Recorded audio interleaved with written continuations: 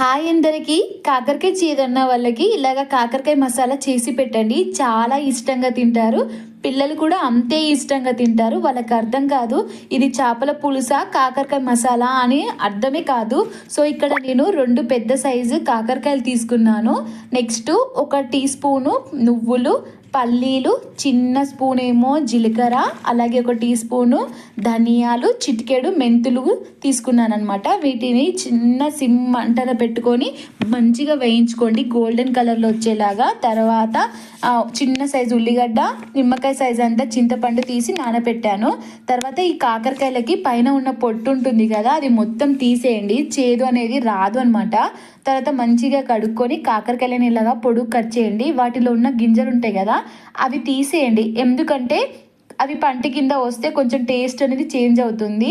తర్వాత ఇలా పొడుగా కట్ చేసుకొని మన చిటికెన వేలు సైజ్ అంతా పొడుగు అండ్ వెడల్పు కట్ చేసుకోండి. ఒక దాంట్లో 2 ముక్కలు కట్ చేసి ఇలా కాకరకాయ మసాలా చేసుకునే హాఫ్ అన్ అవర్ ముందు కాకరకాయలని ఇలా కట్ చేసి దాంట్లో 1 స్పూన్ ఉప్పు వేసి మంచిగా కలపండి. ఎలా అంటే దాంట్లో ఉన్న వాటర్ మొత్తం వెళ్ళిపోవాలి.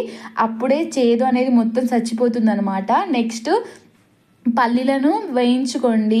అలాగే నువ్వులు చిటపట అనేలాగా వేయించుకొని తర్వాత ధనియాలు, మెంతులు, జీలకర్ర కూడా గోల్డెన్ కలర్ లాగా వేయించుకోండి. తర్వాత ఇప్పుడు మనం అమ్మమ్మ వాళ్ళు, నానమ్మ వాళ్ళు పాతకాలంలో మసాలాలు కర్రీ చేసేటప్పుడు ఉల్లిగడ్డలని పొయ్యిలో వేసేవారు. మా అమ్మ కూడా అలాగే వేసేది. కానీ ఇప్పుడు మనకు ఆ ఛాన్స్ లేదు. గ్యాస్ మీద కాల్చొద్దు, అది అన్హెల్దీ. సో ఇలాగే చిన్న చిన్న ముక్కల్లా కట్ చేసి వాటిని కొంచెం బ్రౌన్ కలర్ లాగా వచ్చినట్టు వేయించుకొని తర్వాత పేస్ట్ చేసి పక్కన పెట్టండి. అన్నీ కలిపేసి తర్వాత కొంచెం ఆయిల్ వేసి ఒక గిన్నెలో నెక్స్ట్ ఈ కాకరకాయలను మంచిగా గోల్డెన్ కలర్ వచ్చేటట్టు వేయించుకోండి.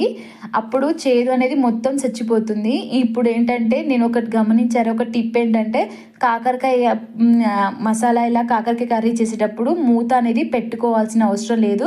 పెడితే చేదు అనేది ఎక్కువ వస్తుందన్నమాట. ఒకసారి మీరు ట్రై చేయండి, మూత పెట్టకండి.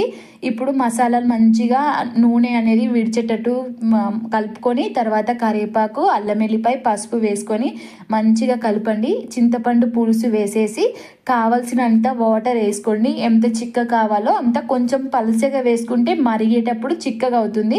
ఇప్పుడు ఉప్పుని కారం వేసేసుకొని మంచిగా కొంచెంసేపు మరగనివ్వండి.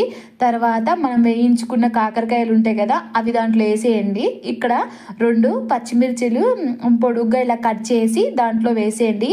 ఆ మసాలా అనేది పచ్చిమిర్చిలో వెళ్ళి అది కూడా చాలా టేస్ట్గా ఉంటుంది. పచ్చిమిర్చి తినడానికి చాలా బాగుంటుంది. నెక్స్ట్ అంతే, ఇంకా మరిగాక కొంచెం లైట్గా ఇక్కడ ఆయిల్ కూడా నేను ఎక్కువ వేయలేదు. తర్వాత కొత్తిమీర వేసేసుకొని కలుపుకోండి. ఇంకా అంతే, మీకు ఎంతో రుచినిచ్చే కాకరకాయ మసాలా రెడీ. పిల్లలకు అయినా ఎవరికైనా చాలా ఇష్టంగా తింటారు.